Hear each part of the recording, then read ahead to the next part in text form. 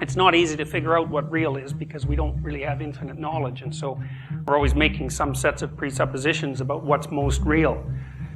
Poets have noticed this phenomena shining forth reality, and they've often associated it with childhood, and I think there's good reasons for that. I think your brain is not so much of an inhibitory structure when you're a child before it's fully developed.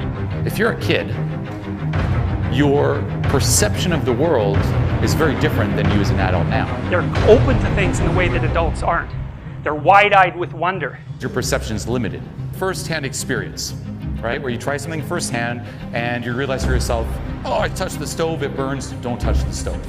However, because you're a kid, your perception is very limited and you form a lot of wrong beliefs. Second-hand experience, you look at others, right? We live in a society, and you're going to filter information through how certain are they, how congruent are they with what they're saying and doing, and how much authority do they have. We're not good enough. Why? Because everyone else believes it. We accept it as true. And those first beliefs, because they're there for a long period of time and we tend to build new beliefs on them, they're extremely powerful and they tend to run us even in our adult life. Why will we never examine this original core belief? It's by no means self-evident that that set of presuppositions is correct. Because if this is wrong, then everything crumbles and we lose our bearings on the world. If I am not this identity, then who am I?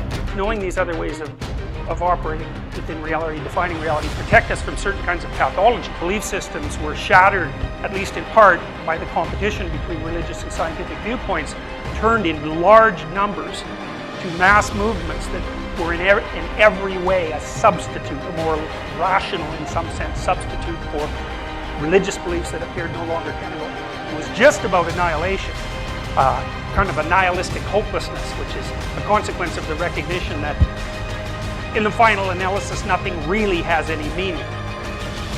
And because life is difficult, and that's a meaning that you can't escape,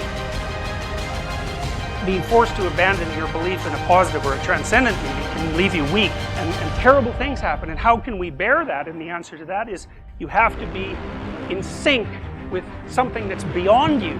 Things shine forth. And you know that because when you're attending to something you're interested in and you're engaged in, that's when you're alive. You don't even ask the question about it. The question itself goes away. Your eye is automatically attracted to the things that manifest themselves or shine forth in front of you, and you have to look at them. Letting go of the resistance around that part of you.